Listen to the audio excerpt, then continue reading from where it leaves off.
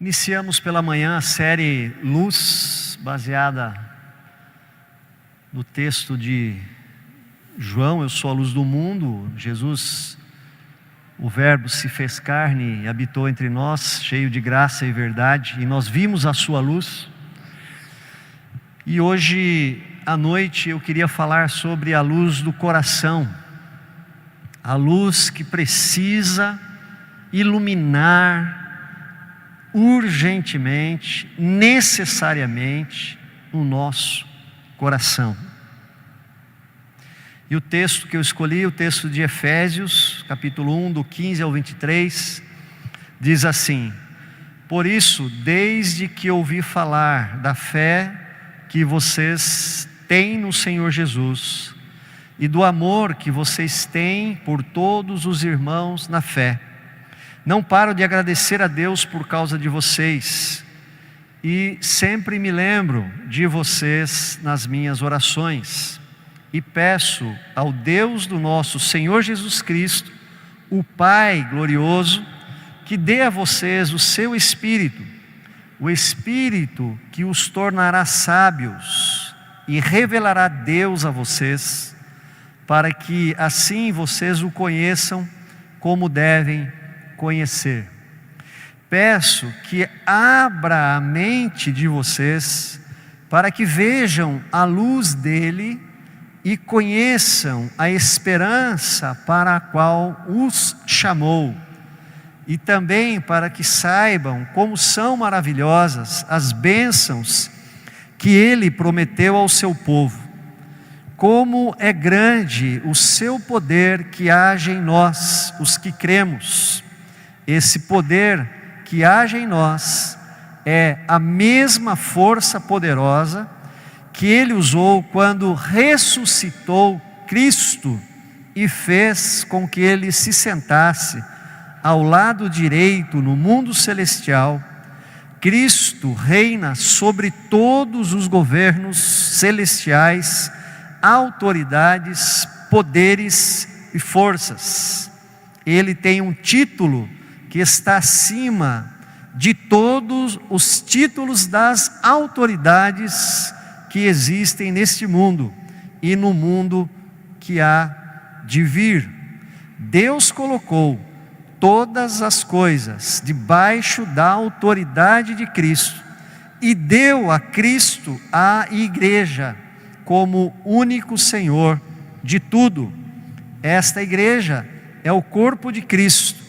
Ela completa Cristo, o qual completa todas as coisas em todos os lugares. Amém. Eu queria destacar aqui o versículo 18 e 19, no qual eu vou basear a minha mensagem. Diz assim: peço que Deus abra a mente de vocês para que vejam a luz dele e conheçam a esperança para a qual ele os chamou, e também para que saibam como são maravilhosas as bênçãos que ele prometeu ao seu povo, e como é grande o seu poder que age em nós, os que cremos nele. Até aí. Queridos, a primeira coisa que esse texto nos traz em relação à luz e ao tema desta noite, a luz do coração, é a necessidade de iluminação. Peço que Deus abra a mente de vocês para que vejam a luz dele. Na versão antiga diz: iluminados os olhos do vosso coração. Há uma necessidade urgente de cada ser humano ser iluminado por Deus. Eu vejo pessoas, eu tenho acompanhado pessoas no meu dia a dia que não são do convívio da igreja, pessoas inteligentes, pessoas bem-sucedidas, pessoas estudadas, que estão completamente perdidas em relação à sua vida espiritual. não sabem responder questões tão cruciais, existenciais, primordiais na nossa vida, como por exemplo, qual é o propósito da minha vida? De onde eu veio, de onde eu veio e para onde eu vou? Existe ou não existe vida após a morte? Se existe vida após a morte, qual é o destino das pessoas? Se existe destinos diferentes, como fazer ou como alcançar aquele que é o destino bom?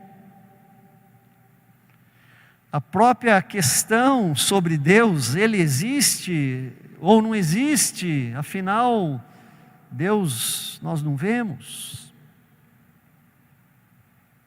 São questões básicas, questões existenciais, primordiais, importantes, que as pessoas não sabem responder. E a Bíblia fala, queridos, bastante sobre esse tipo de trevas espirituais.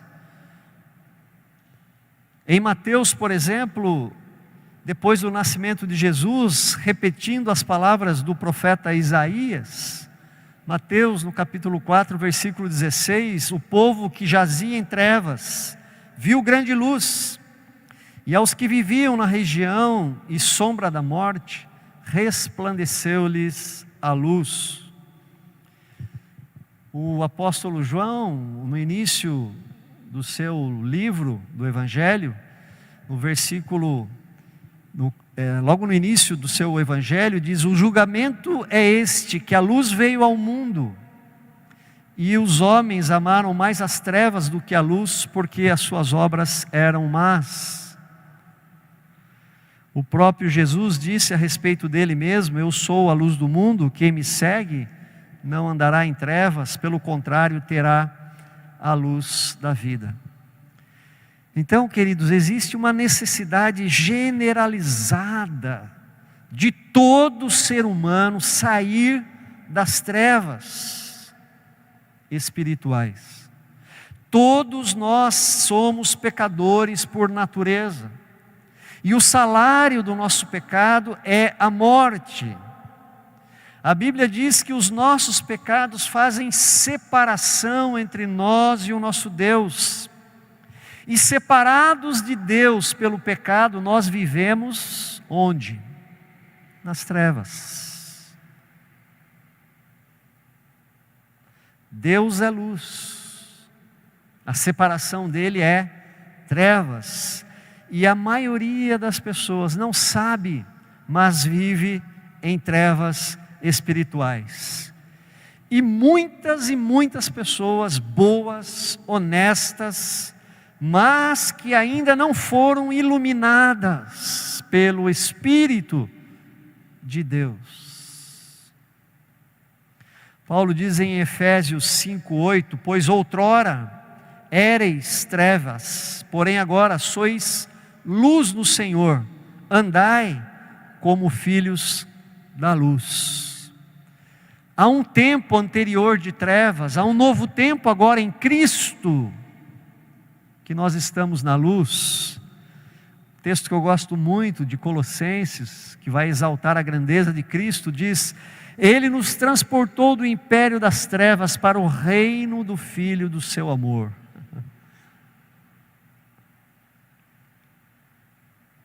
Interessante, hoje eu estava voltando da igreja pela manhã com a minha filha Isabelle, apenas eu e ela não fala pouco, também não fala muito, fala demais.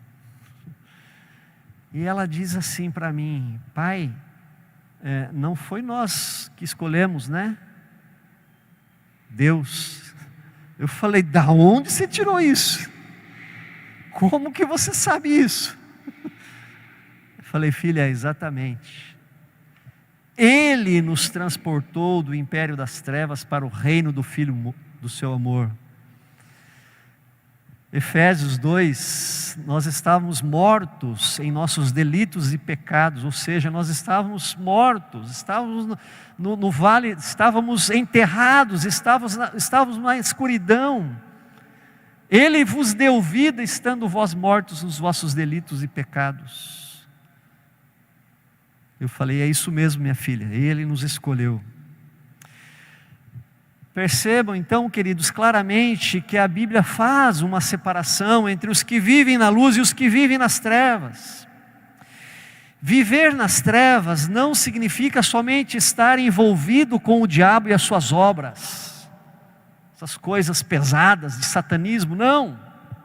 Vivem em trevas espirituais todos aqueles que ainda não seguem a luz do mundo, que ainda não seguem o Senhor Jesus Cristo. Porque Ele disse, quem não me segue, andará em trevas.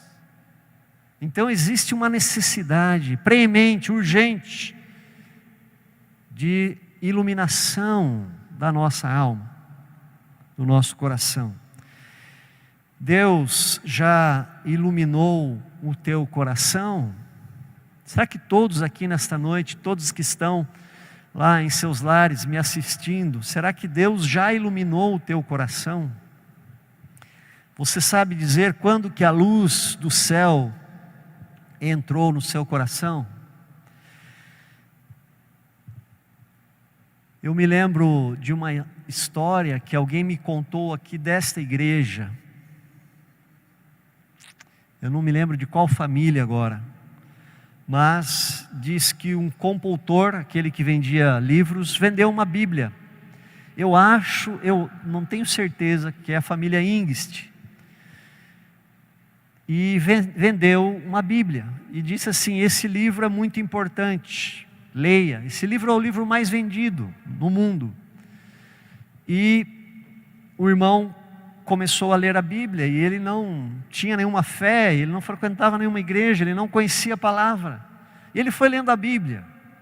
E quando ele chegou na parábola da ovelha perdida, ele disse para a sua alma, eu sou uma ovelha perdida. E aí ele procurou uma igreja, e a igreja que ele achou foi essa, que está aqui desde 1904. Se não 904, 905, porque o primeiro endereço não foi aqui na Rua 15. Ele entrou aqui e se converteu. Ele foi iluminado. O Espírito Santo iluminou aquela alma. Sozinho, sem ninguém. Ele, o Espírito e a palavra. Se um jovem, se uma jovem, se uma mulher ou um homem não forem iluminados pelo Espírito Santo, jamais conhecerão Deus verdadeiramente. Se não houver, queridos, o toque do alto, Jesus disse, se alguém não nascer da água e do Espírito, se alguém não nascer do alto, não pode entrar no reino de Deus. Se não houver essa revelação do alto, o homem, o ser humano continuará a viver nas trevas, mesmo sem saber. Porque 2 Coríntios 4 diz que o Deus desse século cegou o entendimento dos incrédulos, para que eles não vejam a luz que resplandece do Evangelho. Então Paulo está dizendo aí, peço para que Deus abra a mente de vocês para que vejam a luz dele. Você já foi iluminado? Em segundo lugar, nós precisamos ser iluminados para conhecer a esperança. É o que diz aí o versículo 18, peço a Deus que abra a mente de vocês e conheçam a esperança para a qual Ele os chamou. Quando nós somos iluminados pelo Espírito Santo, nós conhecemos a esperança para a qual Ele nos chamou. E uma das marcas distintivas do cristão verdadeiro é a esperança. A esperança que difere muito da esperança do mundo. Primeiro, porque a esperança do mundo é uma esperança bastante mesquinha, bastante egoísta. Podemos olhar e ver isso dentro de nós mesmos, muito claramente. Nós temos esperança, por exemplo, de casar com... Já casei, né? Vou fazer 25 agora em março. E eu falava ontem no casamento aqui que eu casaria de novo com a mesma esposa, com a mesma mulher. Mas eu estou dizendo assim, genericamente, né? Nós buscamos, você buscou, todos buscam uma mulher bonita para se casar. Por quê? Nós temos a esperança de trocar de carro, de ter um carro maior. Por quê? Temos esperança de crescer profissionalmente. Por quê?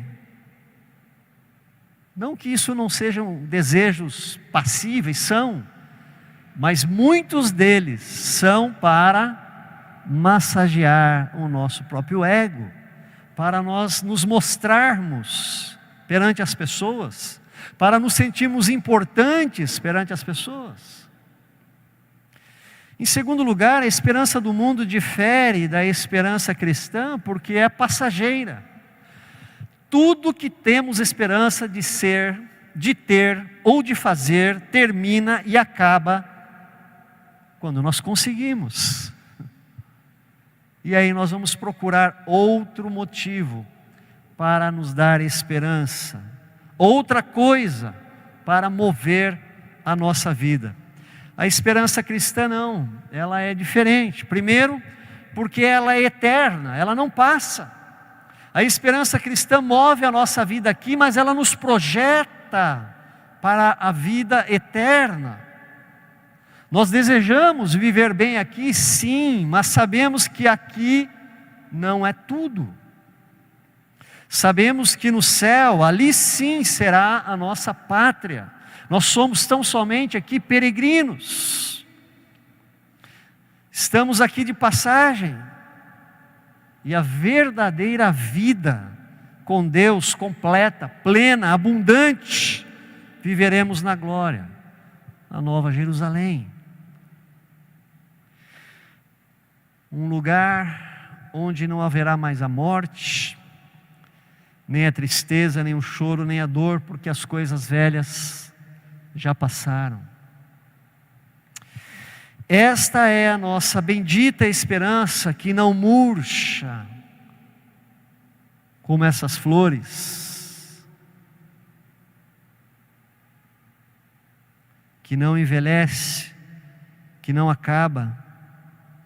É esta esperança que move a nossa vida a ponto de dizermos, como o profeta, essas palavras inimagináveis: ainda que as figueiras não produzam frutas e as parreiras não deem uvas, ainda que não haja azeitonas para apanhar, nem trigo para colher, ainda que não haja mais ovelhas nos campos, nem gado nos currais, ainda que todas as esperanças básicas, humanas,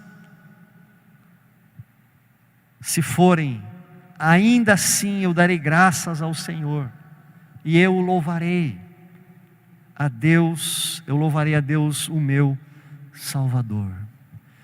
Queridos, é esta esperança que precisamos ter, onde mesmo não tendo nada, ainda temos esperança, ainda que tudo possa falhar, e que mesmo a morte tenhamos de enfrentar, não nos deixaremos abater, porque nós temos a bendita esperança da vida eterna, aleluia! Essa esperança que levou Lutero a compor o hino Castelo Forte, e na sua estrofe mais contundente, onde ele diz: nada nos assustará, com Cristo por defesa, se temos de perder família, bens e poder, se tudo se acabar e se a morte enfim chegar, com ele o quê? Posso ouvir? Reinaremos, aleluia. Peço a Deus que abra a mente de vocês, para que vejam a luz dele e conheçam a esperança para a qual ele os chamou. Você que está aqui nesta noite, você conhece essa esperança? Você tomou posse já dessa esperança? Peça ao Espírito Santo para iluminar a sua alma, o seu coração, se você ainda não tem. Mas também nós somos iluminados para poder viver as bênçãos. Peço que Deus abra a mente de vocês, para que vejam a luz dele, para que saibam como são maravilhosas as bênçãos que ele prometeu ao seu povo. Queridos, Deus precisa iluminar o nosso coração para que nós experimentemos as bênçãos que vêm dele. Eu vou explicar melhor. E aqui é necessário fazer uma distinção entre bênçãos materiais e bênçãos espirituais. A Bíblia classifica dois tipos de bênçãos: as bênçãos naturais e as bênçãos espirituais ou especiais. É o efeito da graça comum e o efeito da graça especial que a teologia nos ensina. As bênçãos naturais recaem sobre todos os homens, justos e injustos, sobre os que servem e sobre aqueles que não servem a Deus, sobre os que conhecem Jesus Cristo, são seus discípulos, e aqueles que não o conhecem e não o seguem. Jesus disse em Mateus 5,45, porque ele faz com que o sol brilhe sobre os bons e sobre os maus, e dá chuva, ou chuvas, tanto para os que fazem o bem, como para os que fazem o mal. As bênçãos naturais são aquelas que todas as pessoas recebem diariamente, como o desfrutar do sol, e o cair da chuva, e o crescer da erva no campo. São bênçãos comuns, bênçãos naturais. A saúde, o trabalho, o dinheiro, servindo ou não a Deus, as pessoas usufruem disso, todos. Mas as bênçãos espirituais, somente aqueles que se tornaram filhos de Deus podem as experimentar. A Bíblia diz em 1 Coríntios 2,14: ora, o homem natural não aceita as coisas do Espírito de Deus, porque lhes são loucura, e não pode entendê-las, porque elas se discernem espiritualmente. Ou seja, nós passamos a enxergar e passamos a ver as bênçãos espirituais apenas quando nascemos de novo em Cristo, quando nos tornamos filhos de Deus e não apenas criaturas, quando o Espírito Santo toca o nosso coração de pedra e nos dá um coração de carne, quando a luz do Evangelho brilha dentro da nossa escuridão, na escuridão da nossa alma, somente aí nós podemos então experimentar as bênçãos e reconhecê-las em nossas vidas, as bênçãos espirituais. Paulo disse: agradeçamos ao Deus e Pai de nosso Senhor Jesus Cristo, pois Ele nos tem abençoado por estarmos unidos com Cristo, dando-nos todos os dons espirituais do mundo celestial. Mas quem não tem Cristo, não recebe isso. Queridos, as bênçãos espirituais são maravilhosas, porque são bênçãos que não alcançamos por coisas materiais. A verdadeira paz e alegria que recebemos de Jesus são incomparáveis com o que o mundo nos oferece. O salmista disse: mas a felicidade que tu pões, ó Deus, no meu coração, é muito maior do que daqueles que têm comida com fartura. Quando me deito, durmo em paz, porque só tu, ó Senhor, me fazes viver em segurança. O ímpio, o incrédulo, aquele que não conhece, não desfruta disso. Não desfruta disso. Ele tem uma vida de temeridade. Eu me lembro uma situação em que a Egla estava grávida, assim como uma amiga nossa também estava, e aconteceu a mesma intercorrência durante a gravidão para as duas, de madrugada. E aí a nossa amiga então sai desesperada para o hospital, e nós ficamos ali esperando para ver se acontecia mais alguma coisa, esperando em Deus, confiados que nada nos acontece sem a sua permissão, porque a nossa vida está escondida em Cristo e nada pode nos atingir sem que passe antes por Jesus. E nós dormimos novamente e nada mais aconteceu. Jesus disse: deixo-vos a paz, a minha paz vos dou, não vou lá dou como o mundo a dá. A paz do mundo é circunstancial, a paz do mundo é superficial, mas a paz que Jesus nos dá é inabalável. É como um mar agitado, de ondas de 5, 6 metros, mas que abaixo da sua superfície ele está calmo. Ele está calmo. Este é o coração do justo, daquele que foi iluminado por Jesus, pela sua luz. Está em paz, apesar das circunstâncias, porque Deus está no comando, e a nossa vida está na mão desse Deus. Queridos, quando Deus ilumina o nosso coração, a nossa vida passa a fazer sentido, nós temos razão para viver, alegria de viver, nós temos equilíbrio espiritual, nós temos equilíbrio emocional, enfim, nós temos paz espiritual, somos cheios de Deus, somos cheios de vida, enfrentamos as dificuldades com um olhar diferente, com um olhar mais alto, com o olhar de Deus. Aquele cuidado especial, pessoal, aquele consolo nos momentos mais difíceis, aquela testificação do Espírito com o nosso Espírito, aquela confirmação do Espírito com o nosso Espírito, que nós somos filhos.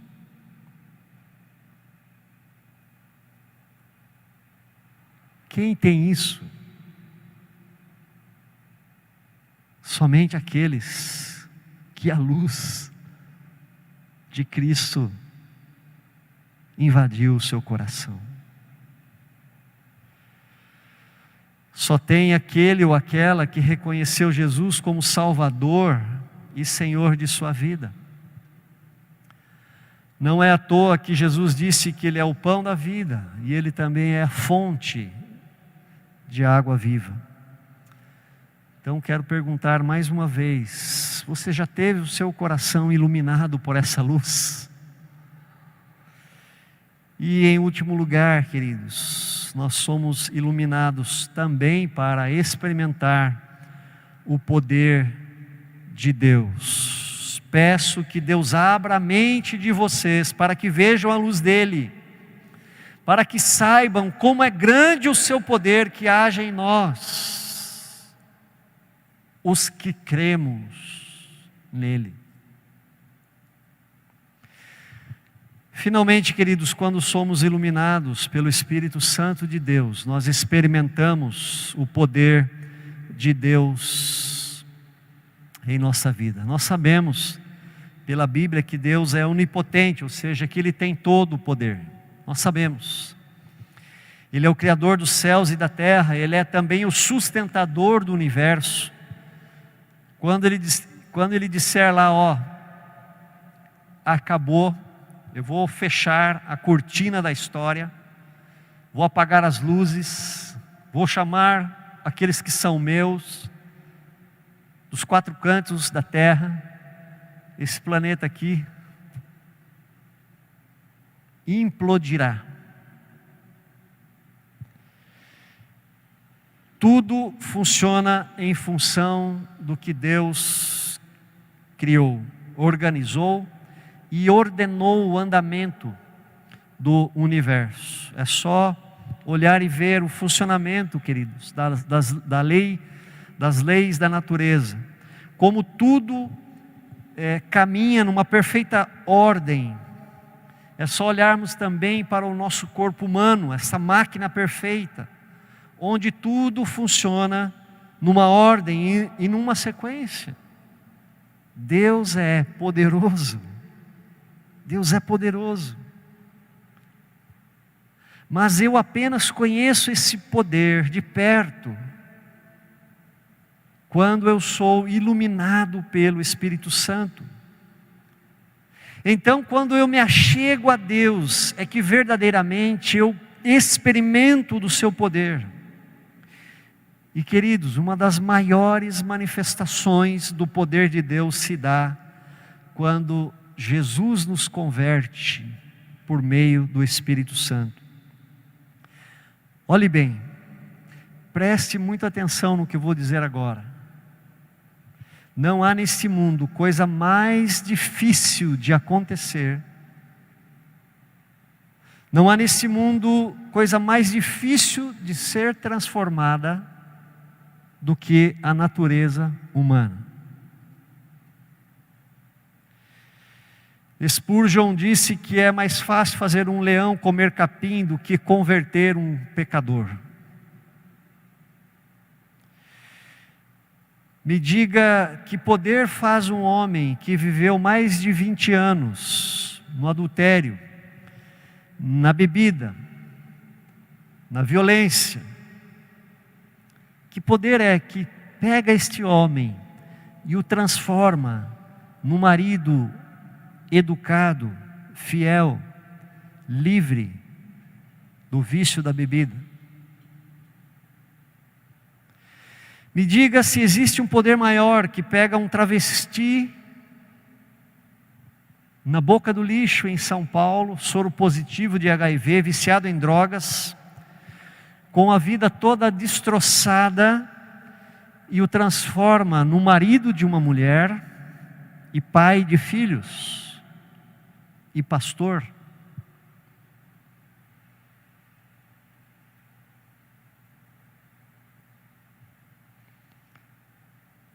Me diga se existe um poder maior para convencer uma pessoa muito religiosa, como Nicodemos, que nós lemos aqui hoje, uma pessoa honesta, com uma família estruturada, que gosta de ajudar as pessoas. Que poder pode convencer uma pessoa dessa que ela está completamente perdida e sem Deus, apesar da sua religiosidade e bondade?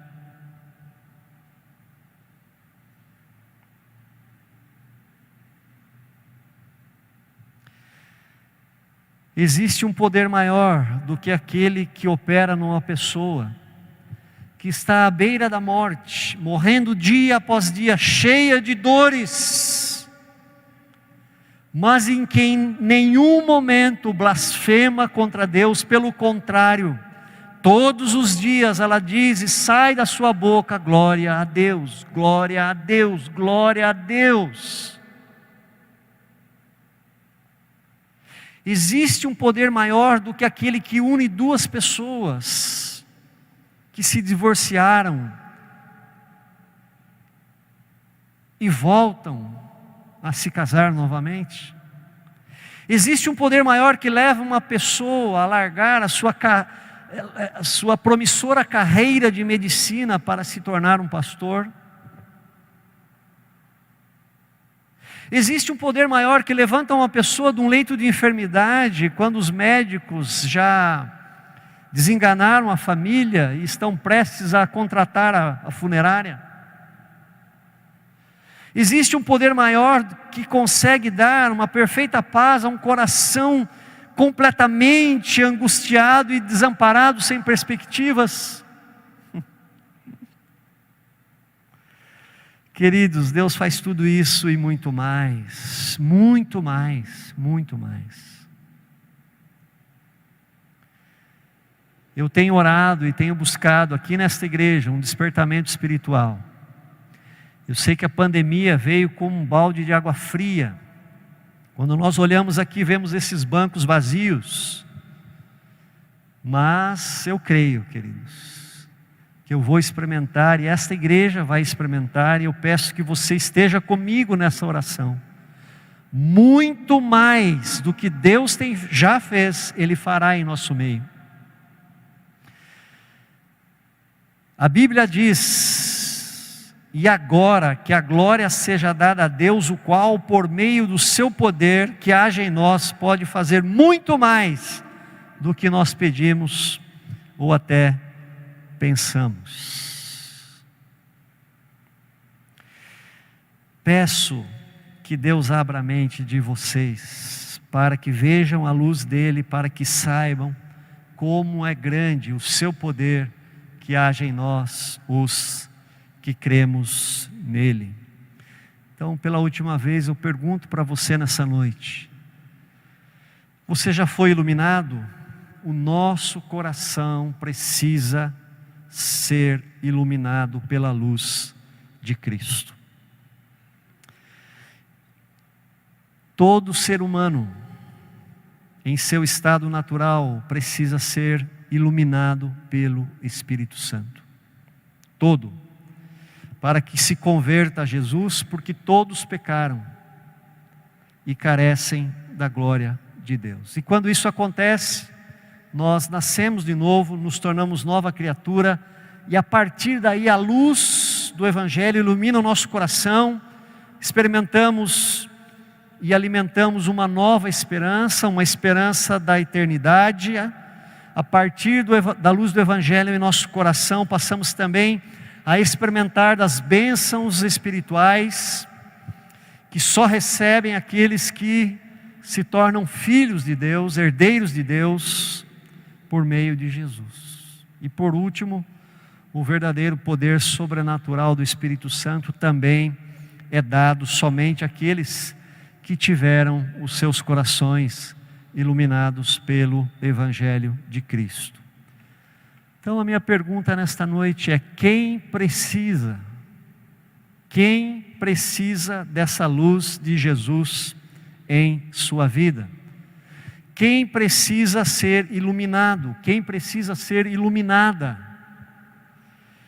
Quem deseja ser iluminado ou iluminada pela luz de Jesus? Queridos, como nós precisamos dessa luz. Nós somos tão pequenos, nós somos tão frágeis, nós somos tão míopes, que nós não enxergamos um palmo à frente do nosso nariz. Eu não sei o que vai acontecer comigo e com a Isabelle quando nós sairmos daqui desse culto, de volta à nossa casa. Estava falando para o Tirso ontem, o Tirso estava no som. Se tem um evento que gera uma certa tensão no pastor, é casamento. Aí o Tirso falou: mas depois de tantos anos, eu falei, a questão não é falar, a questão é se fura um pneu na hora que você está vindo para a igreja, se atropela um motociclista, se bate o carro, se acaba a gasolina, se dá uma desinteria, e o casamento é filmado, é fotografado. Não tinha ninguém aqui para me substituir, para fazer o casamento, ia parar no meio do casamento. Nós não sabemos o que está a um palmo, nós não enxergamos. não enxergamos. Nós precisamos dessa luz. Quantas áreas da nossa vida precisam da luz de Cristo? Quantas emoções precisam ser reconfiguradas dentro do nosso coração, emoções distorcidas, traumas que carregamos, que influenciam nas nossas decisões, naquilo que nós falamos, perdas da pandemia, saudade que machuca, planos abortados, planos em execução, tudo isso precisa da luz de Jesus. Eu queria orar por você nessa noite. Talvez você nunca foi iluminado ainda, tenha sido iluminado pela luz do Evangelho. Hoje é dia, mas mesmo você e eu também preciso ser iluminado pela luz desse Evangelho. Todos os dias nós precisamos. Eu queria orar pela sua vida e rogar ao Espírito Santo que ilumine cada lugar da sua alma, que Ele entre lá no porão onde você joga aquele lixinho lá embaixo do tapete, e Ele possa levar a sua luz, possa brilhar, limpar, santificar e restaurar. Quero orar por vocês, jovens que estão numa idade de muitos atrativos, para que o Espírito Santo ilumine cada ponto da alma de vocês, para que vocês não sejam engolidos pelas trevas, da lascívia, das luzes do mundo e não pela luz de Cristo. Vamos orar, feche os seus olhos.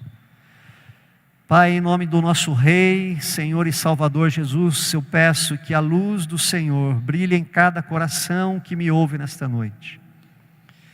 Que a Tua luz possa entrar lá no profundo de nossa alma, que a Tua palavra entre, Senhor, como espada afiada de dois lados, que possa dividir junta e medula, que ela possa ser apta para discernir os pensamentos e os propósitos do nosso coração.